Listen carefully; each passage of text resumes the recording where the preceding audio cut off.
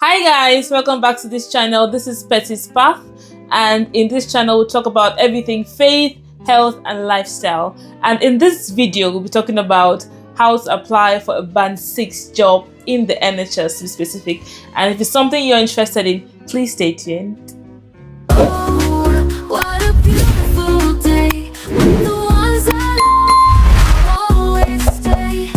Living my best life. Come on me. Together we shine. Hi guys, welcome back to my YouTube channel. How are you guys doing? I hope you're doing fine. So guys, as you guys may already know, or maybe if you're new to the channel you might not know, I'm Petra. I'm a nurse in the NHS and I've applied for other jobs since then, in terms of band 6 jobs, even band 7 jobs. Guys, I've been explorative and I've applied for even band 8 jobs. Yes, that's true, you heard me right. And even though I've not gotten those jobs yet, I've done enough applications to advise you, okay, on how you can get a band 6 job in the NHS. I currently work as a research nurse in the NHS, a band 6 specialist research nurse. Yes, and if you'd like to know more about this particular line in terms of research as a nurse, let me know and I'll be happy to share. Anyways, back to our topic of the day. How do I make a band 6 job application? Guys, I know so many nurses, especially from ethnic minority groups, black nurses, nurses from Asia, and other minority groups. I know a lot of them that have been here for decades, guys, like so many years, 10 years, 20 years. And for some reason, it's been mind-boggling to me why they don't look into career advancement. So I've come across so many nurses on my day-to-day job, working on the wards and even going out to do agency shifts, and they just kind of like stay band 5. And I've gotten to interview some of them and like, are you not interested in going up the ladder? Are you having any barriers, or is it just pure lack of interest? And the most I get is they're just happy to be where they are. They prefer going out there to do extra shifts and stay in band 5, or they are not interested in the hassle and the managerial, responsibility, accountabilities that come with being a band 6 nurse, being a manager, and all that. And I get it, guys. I get it. I am a manager myself in the NHS. I'm a band 6 nurse. I manage a team. It's a small team, yes, but I get the responsibility. I get the accountability. I get it. But I still feel like people should invest more in career growth, especially nurses from ethnic minority groups, because it's something I've seen. Most of them come in, they remain band 5 nurses for like 10, 20 years, and I'm like, okay. Why don't you try to apply? I get it, if you apply you don't get the job. Yes, that's common, and that's that's something that's been worked upon, I hope. But then the fact that you don't even apply at all, you're not interested at all in climbing up the ladder, to be honest, it baffles me, because I feel like everyone should be interested in career progression. I mean, that's my personal thoughts. Anyways, before I digress, guys, how do you apply for a band 6 job in the NHS? If you've been thinking, if you're currently applying, or you've been wondering even how to go about it, if you're new in the UK, you're a new band 5 nurse, and most of our band 5 nurses have experience back home. I came with about almost 4 years experience, or slightly less, from my country of birth. So most band 5 nurses already have experience from their country of birth. But when they come here, somehow you feel like you're currently at the bottom. You know that that's not where you're supposed to be. You know there is more. You know you've done even greater things back in your home country, but you come here and you still feel, I don't know, you feel all of a sudden at the bottom of your career, at the foundation. I've met people who've been managers, directors, who've done great things in their home countries, but when they come here, they automatically put you band 5. But there's so much you can do to scale up the ladder quite quickly. When I first came, I began as a nurse awaiting PIN, isn't it? You begin as a healthcare support worker, you get your PIN, go through your OSCE and all of that, and then you become band 5 nurse. But then I knew that there was more to me, okay? So I immediately, began building myself, going for education programs, trying to upskill myself. And in less than a year, I became a band 6 nurse. So you don't need a lot of band 5 experience in the UK. Wait, hold on, before you come for me. You need experience to be able to manage others, teach others, become a mentor, a teacher, blah, blah, blah. But if you've done this already in the past in your different countries of birth, where you're coming from, you don't need to necessarily gain those skills here again, because you have them already. So you don't need to, you might need some time to get acquainted to the systems in the hospital and in the UK, but you don't need a lot of time in that place for you to apply for a band 6 job. So I became a band 6 nurse in about a year after becoming a band 5 nurse. And yeah, it's been going great since then. I became a band 6 nurse. I became band 5 in 2021 and band 6 the next year, 2022. In about a year or even less. So you can do it as well. If you have a passion in something that is not being offered in your current role, you can do it. I think that's the first thing I need to get out there before I even start talking about how you can practically become a band 6 nurse. The first thing is that know that you can do it. Even if you are a newly qualified nurse in the UK, you can scale up the ladder. Yes, I did it. You can do it as well. As long as you've got experience in that area, in your home country or back wherever you're coming from, in a different hospital, as far as you've got experience, you've got the passion, and you really want to do it, I bet you can do it, okay? So don't be shy. Don't feel like, you need to have a specific something. No, you don't. As long as you have that experience from somewhere else and you can transfer those skills to your current job role, and you're acquainted with the processes and procedures of your current hospital, you're passionate about the job you're applying for, then you can do it, okay? So that's the first thing, you get that out of the way. How can you practically apply for a band 6 job? Okay, so most hospitals, like where I work, have a website where jobs are advertised, okay? Either internal jobs or external jobs, okay? That's the first step. So find out from your hospital exactly if you're willing or wanting to apply for a band 6 job in your hospital. The first thing is to find out your job application or your job advertisement platforms of your hospital, of your trust, okay? So for ours, we have ours in what we call the intranet. So we go on there and we click on career progression, career advancement, or career development, okay? So when you click on there, it now gives you the list of jobs available in the trust, okay? Some jobs are advertised internally and some are advertised externally. But I think for most hospitals, will consider internal applicants first, for obvious reasons. Okay, internal applicants already know about the hospital, they know the procedures.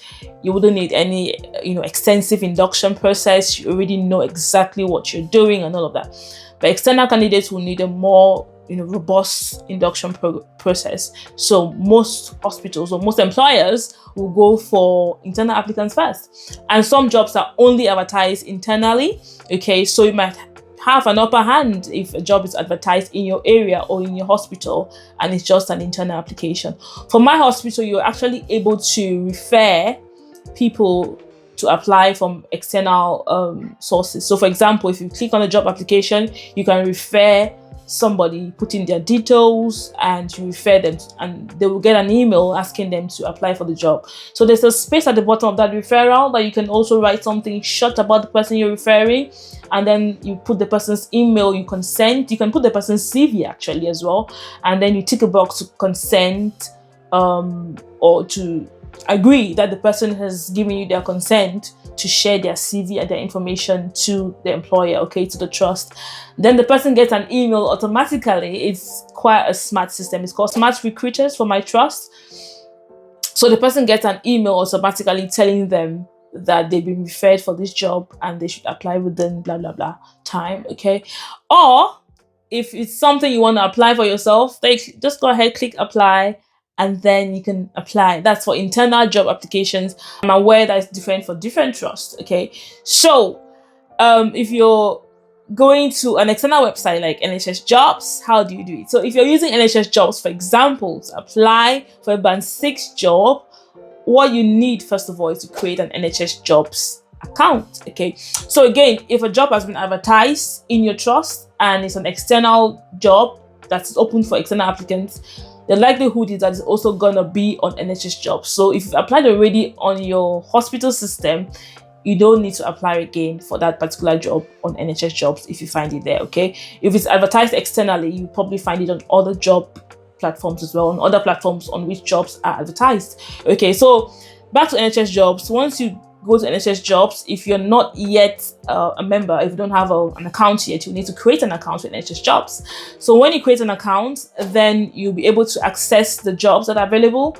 I think you can still apply without creating an account, but I would prefer you create an account so you have a system where everything is available to you there. You see your past applications, you see their status and everything, just to keep everything in one place pretty much. But then if you wanted to do it externally, you can also apply without creating an account, I think. So when you go there, I'm going to show you on the screen as well how to do it. When you go on the website, you are going to type exactly what job you want to apply for. You also type the area or the location where you want the job to be and how far away from that location you want it to be. Do you want it 5-10 miles and all? There are also some filters at the side, places where you can filter. Okay, filter exactly what you want in terms of salary, in terms of job type. Do you want a permanent contract, temporary contract? You can also choose from there and filter the result you want, and you'll get a bunch of band 6 jobs coming up. Okay, those in your current job, in your current with your current employer, and those with other external employers. Okay, and you choose if you want to apply with your current employer or apply with other employers. Okay, it's really up to you. So I'm going to talk about NHS Jobs for the purpose of this video, but I know that there are other platforms that out there that offer jobs for nurses. You know, definitely jobs. You can go to LinkedIn, you can go to Total Jobs, you can go to, there are several different other platforms you can apply for. Okay, but I will stick with NHS Jobs because it is the most popular, as to the best of my knowledge, on which NHS jobs are being advertised. Okay, so when you get to NHS Jobs, you need to fill in your personal details, personal information. You need to fill in everything about yourself, and you will need to also fill in your employment history. Okay, and other things. Okay, so the first thing I'm going to be telling you about is the application form in NHS Jobs. Okay, and I'll talk about the supporting information aspect as well, because I believe the other parts are definitely straightforward. If you've created a Google account, a Facebook account, Instagram, TikTok, you can do that. Okay, just basically put in your personal information, your personal data, and be as truthful as possible. Okay, so on the application form itself, you'll be asked to put in your employment history as well. I recommend you start with your most recent employer. So start with your current job, your current employer where you're working currently, and then you can move into the employers of the past. Okay, as far back as possible. All right, so that is that for that one, and you put in your employer, how long you've worked there, if you're currently working there or not, and you know your end date. If you're not working there, you have to put when you stopped working there, and you're also going to outline your roles and responsibilities while you were in that job if you're no longer working there, and so on and so forth for all your employers. I recommend, at least if you've been working for 5 years, you can give at least 5 years of employment history. At least, personally, I recommend that. You can give more, but not less if you've actually worked for more than 5 years. Okay, one part I'd like to talk about after your employment history would be your educational history as well. Everything you've done in terms of education, the schools you've attended, and so on and so forth. Again, I'd like you to start with your highest level of education. Yes, start with the big ones. And honestly, you don't need to include A-levels or GCSEs and all. Not really. I would prefer you put courses and trainings that you've done that are related to the job you're applying for, or just put everything, because you never know. I recommend if there are so many, then of course filter them out to the ones that you think might be applicable to this job you're applying for, okay? The ones that meet the job description. If you have few, just put everything, okay? Put the courses that you have done as well. There's a space for that. And then put the educational qualifications you have. Once you fill the application form, the next thing will be to do your supporting information, which is the part I really want to dwell on in this video, okay? Most people are not very elaborate in their supporting information. And this is a very big mistake, guys. Please be elaborate as possible. Make sure you read the job description thoroughly. Okay, if you want me to do a video to detail how to write out your supporting information, the things to look out for, let me know down below and I'll be happy to help, okay? But be as detailed as possible. Give examples, guys. Anybody can write, I'm an excellent this, I'm an efficient blah blah blah. You need to give examples, okay? Specific examples of how you have applied all the skills you're trying to say you have, okay? That is very important as well. Yeah, so that's the supporting information. Be as detailed as possible. Make sure you include the key skills that have been mentioned in the job description and give examples of how you've actually attained and achieved those skills, okay?